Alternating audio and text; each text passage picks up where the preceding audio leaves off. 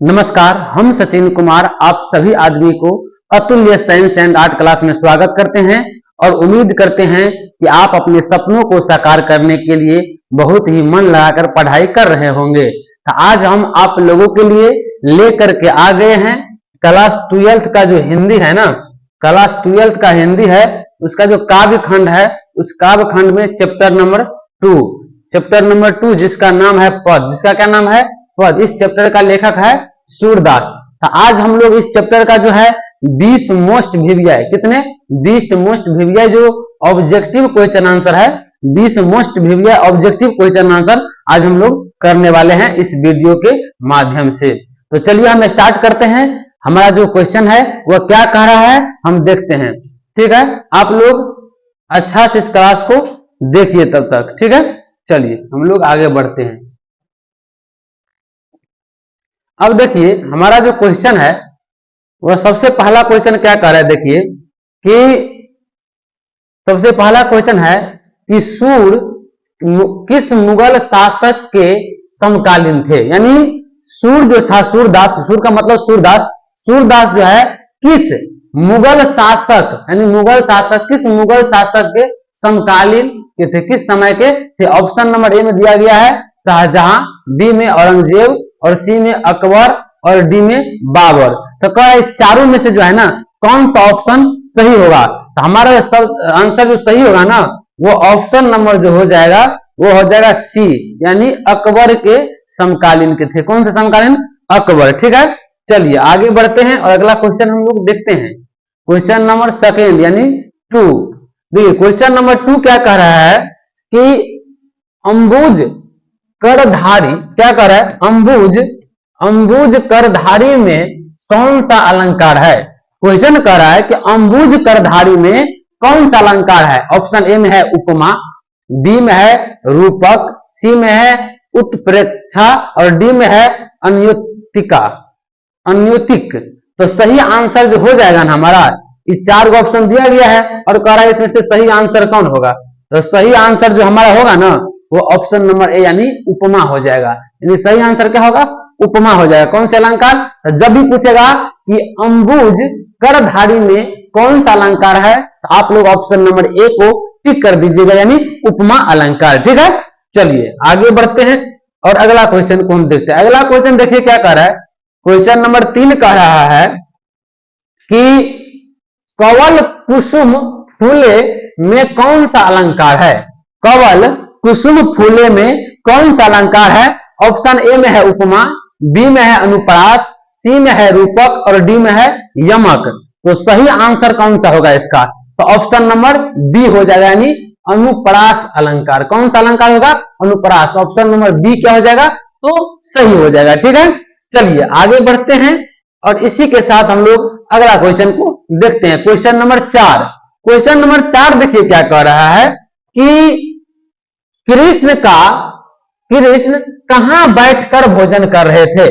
तो हम लोग पढ़े थे कविता में जो कृष्ण जो है ना नंद की गोद में बैठकर क्या कर रहे थे? भोजन कर रहे थे बाबा नंद की गोद में। तो ऑप्शन नंबर ए हो जाएगा सही, यानी नंद की गोद में। कहां पे हो जाएगा? नंद की गोद में। जब भी पूछेगा भगवान श्री कृष्ण जो है कहां बैठकर भोजन करते हैं तो नंद की गोद में। ठीक है, चलिए आगे बढ़ते हैं। इसी के साथ अगला क्वेश्चन हम लोग देखते हैं। Question number 5। क्वेश्चन नंबर 5 क्या कर रहा है, देखिए बहुत ही अच्छा क्वेश्चन है। क्वेश्चन नंबर 5 कर रहा है कि मिर्गा कहां बोलता है। मिर्गा यानी मिर्गा कहां बोलता है। ऑप्शन ए में दिया गया है घर में, बी में द्वार पर, सी में पेड़ पर और डी में नदी किनारे। तो सही आंसर हो जाएगा सी, यानी पेड़ पर। कहां पर हो जाएगा? पेड़ पर। मिर्गा कहां बोलता है? पेड़ पर। ठीक है, चलिए आगे बढ़ रहे हैं, अगला क्वेश्चन देख रहे हैं। अगला क्वेश्चन देखिए क्या कह रहा है कि सुबह होने पर कुमुद क्या हो गया। सुबह होने पर कुमुद का जो फूल होता है वह क्या हो जाता है। तो ऑप्शन ए में कह रहा है कि खिल गया, बी में संकुचित हो गया, सी में सूख गया और डी में हरा हो गया। तो इसका सही आंसर हो जाएगा ऑप्शन नंबर बी, संकुचित हो गया। क्या हो गया? संकुचित हो गया, यानी ऑप्शन नंबर बी सही हो जाएगा क्वेश्चन नंबर 6 का। ठीक है, चलिए आगे बढ़ते हैं और अगला क्वेश्चन हम लोग देखते हैं। अगला क्वेश्चन देखिए बहुत ही अच्छा क्वेश्चन है और क्या कह रहा है। क्वेश्चन कह रहा है कि कृष्णा के भोजन के बाद क्या, यानी कृष्णा भोजन के बाद क्या करते हैं। ऑप्शन नंबर ए में है आचमन करवाते हैं, बी में है सुलाते हैं, सी में है बाहर घुमाते हैं और डी में कर है कहानी सुनाते हैं। इसका सही आंसर जो होगा ना मेरे प्यारे, इसका सही आंसर हो जाएगा ऑप्शन नंबर ए आचमन करवाते हैं। भगवान श्री कृष्ण को भोजन कराने के बाद क्या करवाते हैं, आचमन यानी कुल्ला करवाते हैं, मुंह धुलाते हैं, ठीक है ना। और यही आप लोग कविता में पढ़े होंगे कि सूरदास जो था ना, कौन सी सूरदास कविता का जो लेखक है वो कह रहा था कि अगर हमको भगवान श्री कृष्ण का अगर आचमन करना जूठा भी मिल जाएगा ना, हमारा जीवन क्या हो जाएगा, धन्य हो जाएगा, ठीक है। इसीलिए जब भी पूछेगा कृष्णा के भोजन के बाद क्या करवाते हैं, आचमन करवाते हैं। चलिए आगे बढ़ते हैं। इसी के साथ अगला क्वेश्चन हम लोग देख रहे हैं, क्वेश्चन नंबर 8। क्वेश्चन नंबर 8 कह रहा है कि सूर के प्रथम पद में किस रस का व्यंजना हुई है। सूर के प्रथम पद में किस रस का व्यंजना हुई है। ऑप्शन ए में है श्रृंगार, बी में है भक्ति, सी में है वात्सल्य रस और डी में है वीर रस। इसका सही आंसर क्या हो जाएगा, इसका सही आंसर हो जाएगा मेरे प्यारे दोस्तों, इसका सही आंसर हो जाएगा वात्सल। ऑप्शन नंबर सी हो जाएगा, क्या हो जाएगा, ऑप्शन नंबर सी यानी वात्सल्य रस हो जाएगा, ठीक है। ऑप्शन नंबर सी इसका क्या हो जाएगा, तो सही हो जाएगा, ठीक है। चलिए आगे बढ़ते हैं और अगला क्वेश्चन यानी क्वेश्चन नंबर 9। हम लोग क्वेश्चन नंबर 9 को देख रहे हैं और क्वेश्चन नंबर 9 में कर है भ्रम गीत का वर्णन किसने किया है। भ्रमर गीत का वर्णन किसने किया है। ऑप्शन ए में है सूरदास, बी में है तुलसीदास, डी में है कबीरदास और सॉरी सी में है कबीरदास और डी में है जयसी। इसका जो सही आंसर हो जाएगा वो ऑप्शन नंबर हो जाएगा ए यानी सूरदास। क्या हो जाएगा, ऑप्शन नंबर ए यानी सूरदास। इसका आंसर क्या हो जाएगा, सही हो जाएगा, ठीक है। चलिए आगे बढ़ते हैं इसी के साथ हम लोग और अगला क्वेश्चन, क्वेश्चन नंबर 10।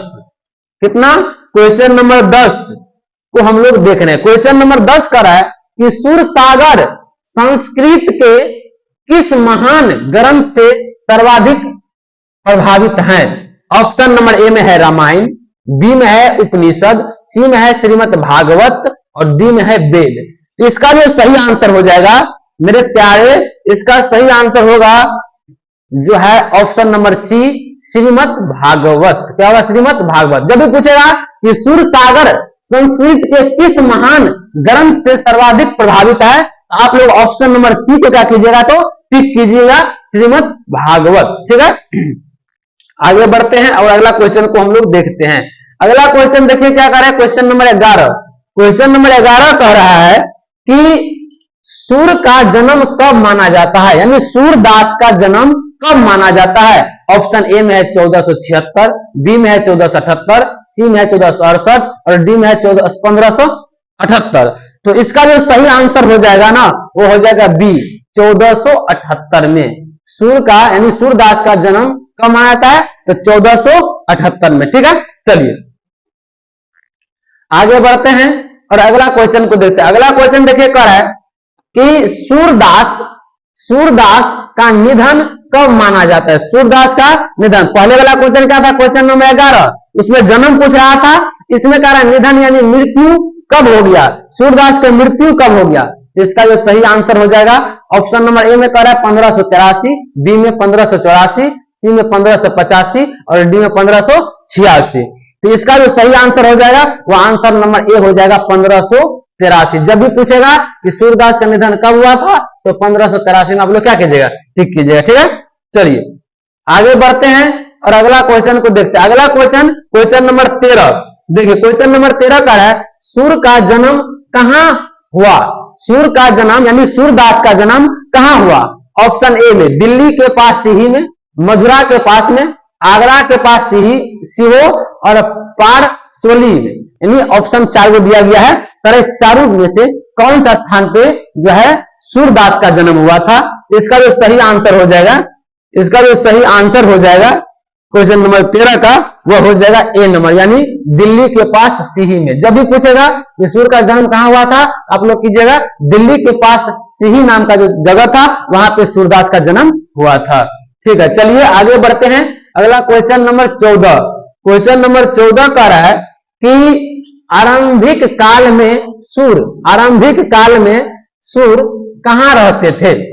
गौ घाट, ऑप्शन ए। बी में है इलाहाबाद, सी में है कानपुर और डी में है आगरा।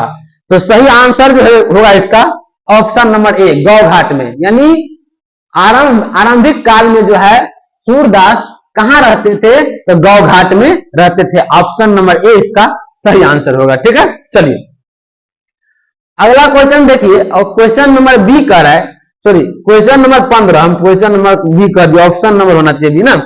अगला क्वेश्चन नंबर 15 कर रहा है कि सूरदास किस काल के कवि थे? कई बार ये क्वेश्चन पूछा गया है। इस क्वेश्चन को आप लोग अच्छा से याद, भेविया है। क्या है? भेविया। वैसे तो जितना क्वेश्चन हम करवाए सब भेविया ही है, लेकिन इसको थोड़ा अच्छा से देखिएगा। सूरदास किस काल के कवि थे? ऑप्शन ए में है भक्ति काल, बी में है रीति काल, सी में है आदि काल और डी में है आधुनिक काल।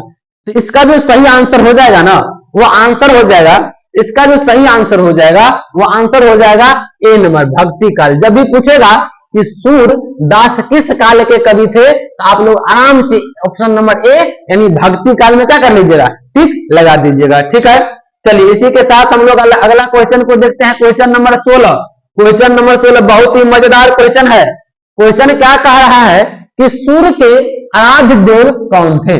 सूर्य के आराध्य देव कौन थे? ऑप्शन ए में है राम, बी में है कृष्ण, सी में है इंद्र और डी में है गणेश। तो सही आंसर इसका होगा ना, वह हो जाएगा, इसका सही आंसर हो जाएगा भगवान श्री कृष्ण, इसका आराध्य देव था। ऑप्शन नंबर बी यानी सही हो जाएगा। ऑप्शन नंबर बी क्या हो जाएगा, सही हो जाएगा। ठीक है, क्वेश्चन नंबर 16 का ऑप्शन नंबर बी सही होगा।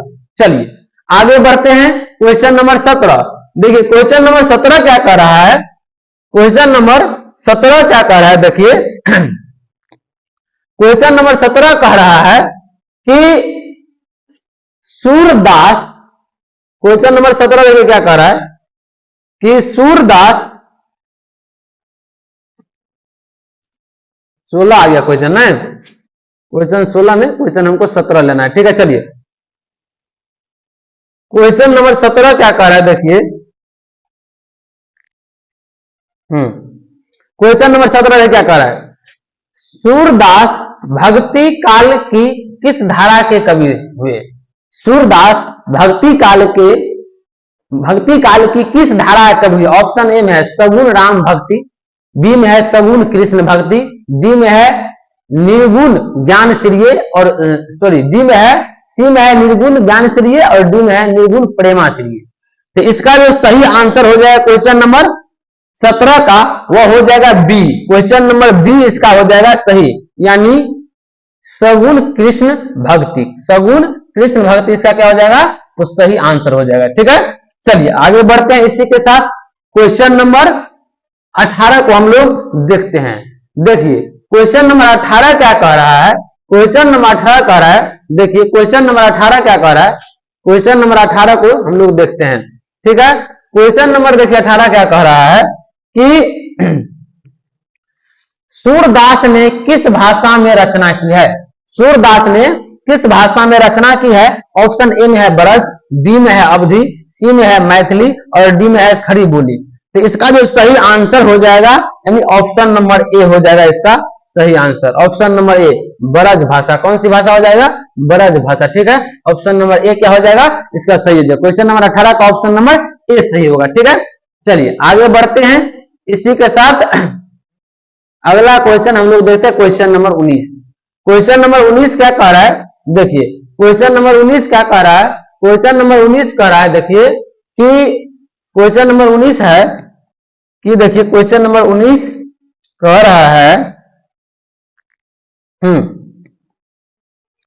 सूरदास के गुरु कौन थे? बहुत ही अच्छा क्वेश्चन है कि सूरदास के गुरु कौन थे? ऑप्शन ए में है रामानुजाचार्य, रामानुजाचार्य, वल्लभाचार्य, रामानंद और नरहरि दास। तो ऑप्शन नंबर जो हमारा सही होगा ना, यानी क्वेश्चन नंबर 19 का ऑप्शन नंबर बी वल्लभाचार्य इसका सही आंसर हो जाएगा, यानी ऑप्शन नंबर बी सही होगा। ठीक है, चलिए अब क्वेश्चन नंबर 20 हम लोग देखते हैं। Question number 20। कितना नंबर क्वेश्चन देख रहे हैं हम लोग? क्वेश्चन नंबर 20 को देखते रहे हैं। ठीक है, चलिए हम स्टार्ट करते हैं और देखते हैं कि हमारा क्वेश्चन क्या कह रहा है। क्वेश्चन देखिए कह रहा है, क्वेश्चन का कि सूरदास के संप्रदाय का नाम क्या था?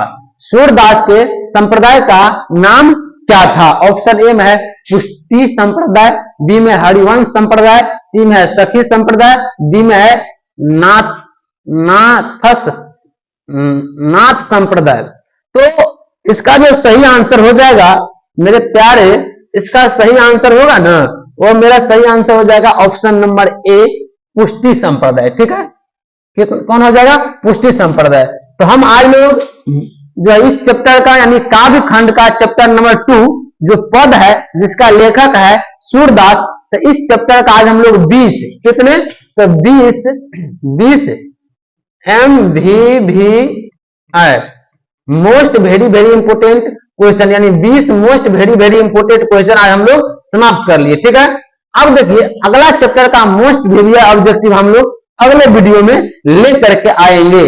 तब तक इसे आप लोग अच्छा से पढ़िए। अगर अच्छा लगता है तो अपने दोस्तों को इस चैनल के बारे में जरूर बताइएगा, उसे शेयर कीजिएगा और इस वीडियो का लिंक जरूर उसके पास भेज दीजिए।